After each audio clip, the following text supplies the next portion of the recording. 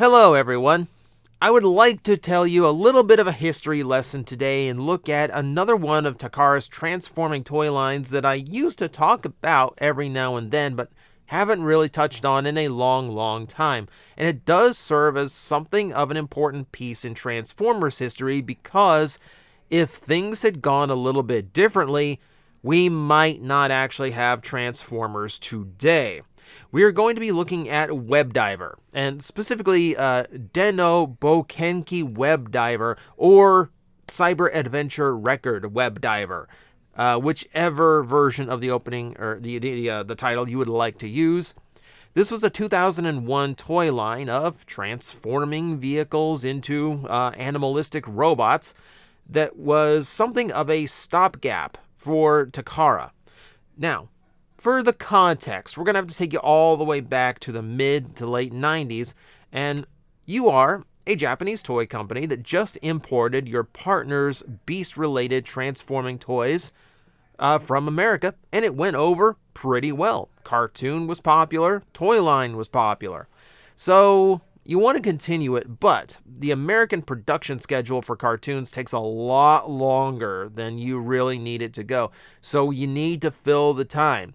All right, so you produce Beast Wars 2, and you follow it up with Beast Wars Neo.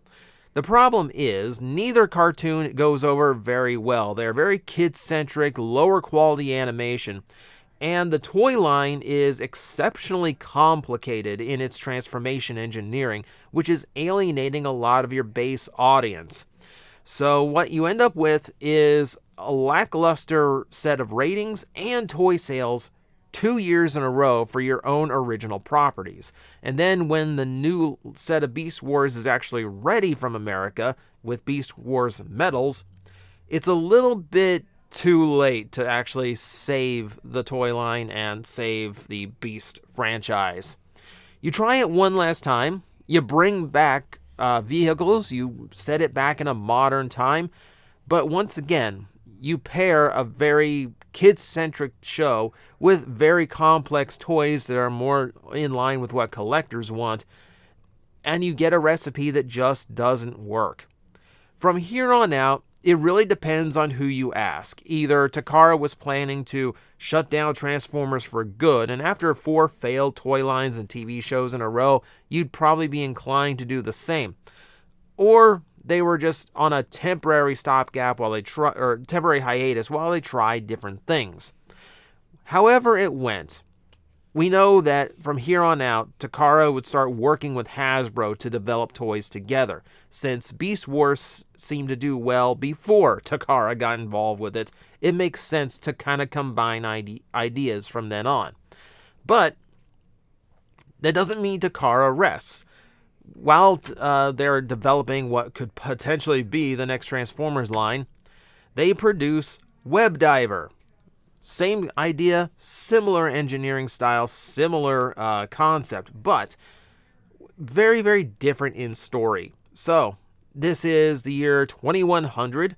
Children are playing online games by literally digitizing their brains and sending them into cyberspace, and they're becoming web knights who can control these massive, digital vehicle robots, which are your titular web divers. So, the toy line itself is what's important here because the toy line did a whole bunch of things Takara had never tried before.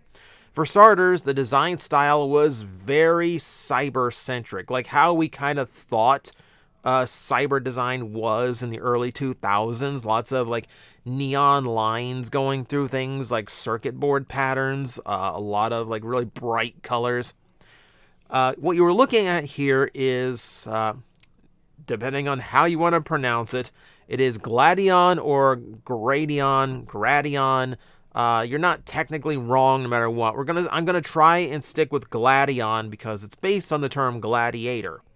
So, what you have here is a very large figure, what today would be compared kind of close to like a Commander class Transformer. Gladion's whole gimmick was he was this big train that transforms into what you see here, but along with that, he has on him an inbuilt video game.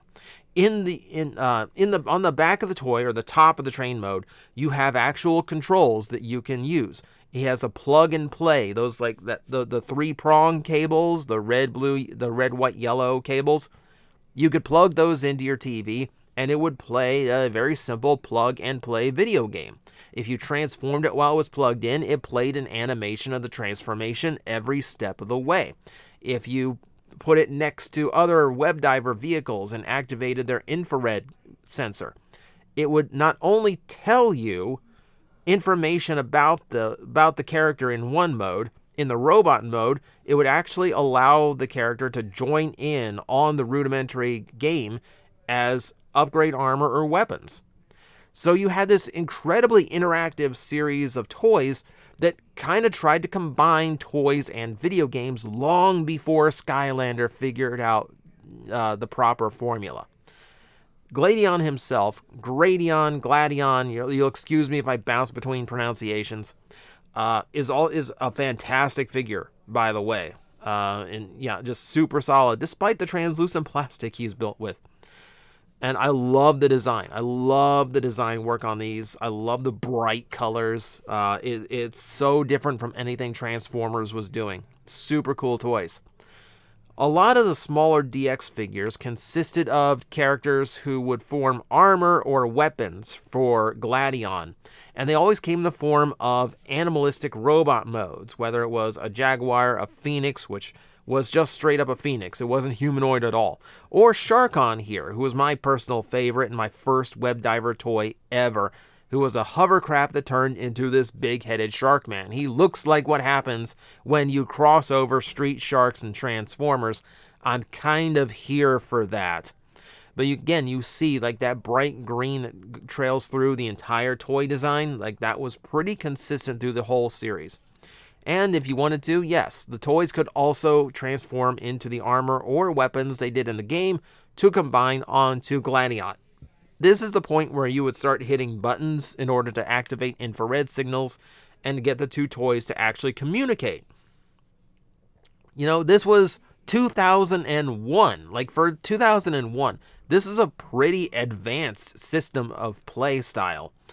And really cool. Now, it did make the toys considerably more expensive than your standard Transformer, which I think is what hurt the toy line in the long run. But the function of it was really super cool for back in the day.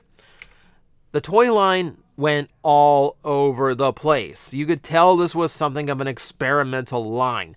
Dragon here is an absolute beast of a transforming piece of plastic. This guy's wingspan, if I remember right, is like over 3 feet wide when the whole thing is splayed all the way out. Absolutely insane. I think this is the reason I ended up selling off my Webdivers, was because like he alone was so freaking big I couldn't display them, and even storing them away was difficult. The toy is super cool, by the way. Like he forms this big tractor trailer truck, and the rear end is formed, like the carrier section of it is formed by the dragon wings. And okay, so you remember how I told you Gladion is similar, close into like a modern commander class in size. In the train mode, he fits inside the back of Dragon. Absolutely gigantic piece of plastic.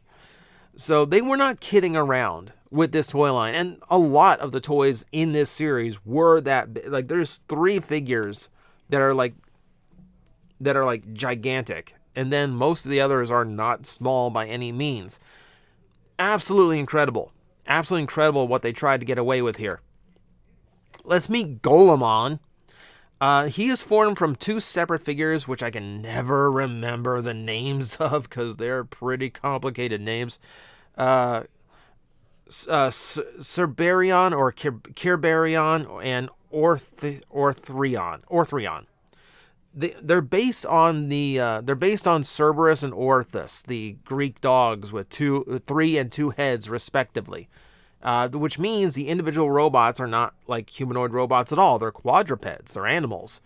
The vehicles have their own gimmicks. They spin their weapons when you drive them forward. They combine in symmetrical docking style long before Transformers Animated brought it back. Okay, this was, by the way, not very long after Gao Gaigar popularized that in the first place.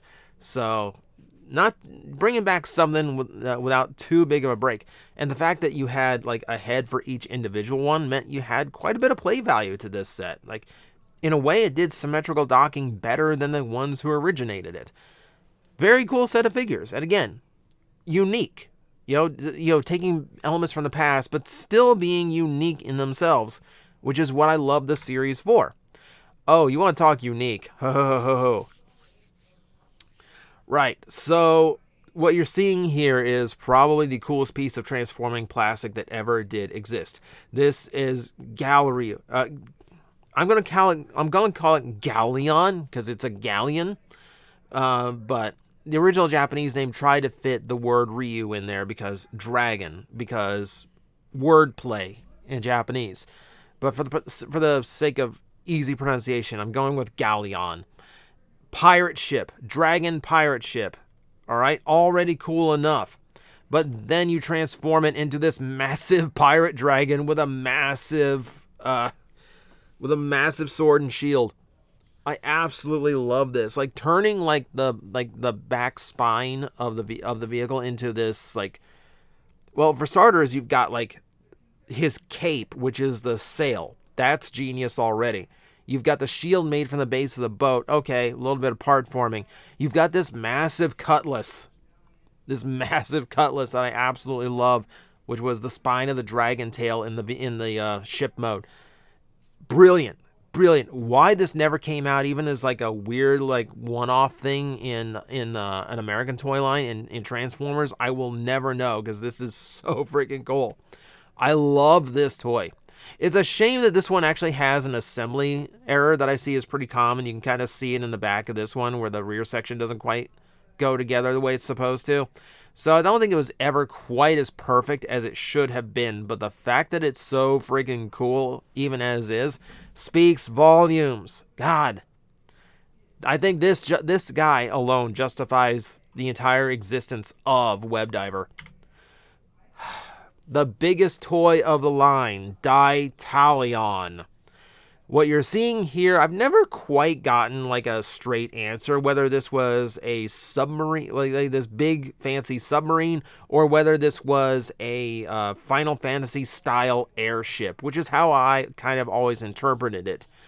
Whatever it is, it's a beautiful, massive vehicle mode. If Gladion is Commander class, this guy would have to be Titan class. Not that he's that tall, but he's so wide and bulky. Like, he'd be a really short Titan class, but like, I'm struggling to find like a Transformer size that compares to him. He's so freaking buff as a robot, and you can see that in his actual robot mode. He's just a powerhouse looking robot. Love the colors, love the design aesthetic. Absolutely everything about this toy does it for me in such a beautiful way. At this point, the toy line had gone so far beyond the original Gladion that it didn't register in the video game anymore. So the last lines, like the last waves of this toy line, kind of started just doing their own thing. He had infrared gimmicks, but they all worked within himself. The head was actually a headmaster. Transforming it popped open his chest, which is where his weapon stored. He also had two companion figures, Pegasion and Lygaon, that could not only store underneath the vehicle mode in their vehicle modes, they formed weapon modes for his arms, and they formed heads for his headmaster gimmick. That's a ton of playability in just 3 toys, and it's absolutely amazing that they threw that together while not having to depend on the video game gimmick. Incredible. The rarest toy in the line, however, was Webdiver, which I love this World War II fighter plane done up, in this super futuristic design. I thought this was an incredibly cool look. Still one of my favorite toys. And Webdiver by name turned into a wyvern. That's what, 3 out of the 14 deluxe figures that came out in this toy line are dragons. I like me some dragons. This is all cool with me. He also came with Gladion. He also came with Gladion in a 2-pack, and he formed a jetpack kind of thing as an upgrade for him. Not a complex transformation or combination, but you had something. You know, you could at least, like, they had at least some kind of playability that didn't exist before. It's basically his super mode. So you can see that the toy line, despite only having 14 figures, was really going for it. It really did try to impress and tried to do as much as it could while still experimenting. And the fact that it all revolved around this video game gimmick was one of a kind at the time. This toy line also had an accompanying show, which, have you ever thought the CG animation on Energon was clunky, stiff, and primitive? Go take a look at Webdiver sometime, because it came out like 3 or 4 years prior. It's not a pretty cartoon. And it does do the 2D animation for the humans and then the 3D for the robots. It's not the best. It is certainly not the best, but they tried.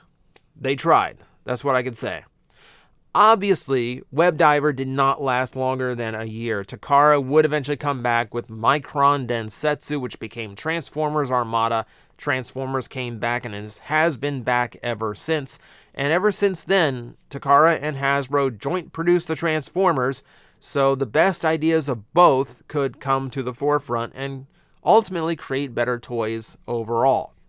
Now, was Webdiver ever going to actually replace Transformers? Probably not.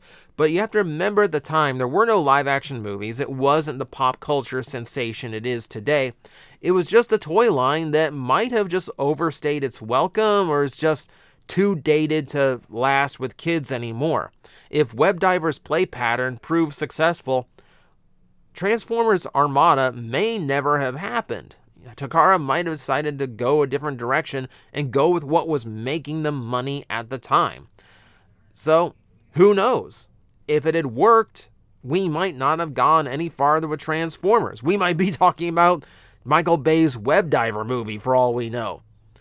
But it's interesting to think about that at a time when Transformers was at one of its lowest points in Japan, that is when they decided that we're going to try a different transforming toy line. And if that toy line had worked, who knows what would have happened. Inexplicably, however, Webdiver is not entirely dead. Thanks to Motoroid, we actually have a brand new Gladion. Man, 18 minutes into this recording and I'm still not getting the pronunciation right. Gladion is back as a Motoroid model kit and looks fantastic. No translucent plastic, no part forming other than what existed on the original toy. It's a brilliant kit. And they just released a Webvirion for it too, so you actually can do some combining with them. In my wildest dreams, we could get more of the Webdivers as these model kits. I would love to have a little Ditalion I could goof with right here on my desk. Then maybe that's in the winds. Who knows? Once again, depends on how Webdiver sells. But that is our history lesson, and the toy line that nearly replaced Transformers if it had succeeded a little bit better. If anything held it back, it was definitely the cost of the video game and the electronic gimmicks, which may not have been worth it, but the fact that they tried, and the fact that it did as much as it did, I think is worth celebrating, and at the very least, it's a noteworthy little bit of side Transformer history. Thank you guys for watching. Hope you have been educated in some way by this, or if I just took you down memory lane, either way works for me. But thank you for watching, and I hope to see you next time. Guys, I am facing the most powerful enemy any YouTuber can face, the algorithm, and I need your help to defeat him. Hit the like button, hit the subscribe button, hit the notification bell, and leave a comment. Every time you do, we attack that algorithm and we drive it back until it can no longer defeat this channel. Thank you very much.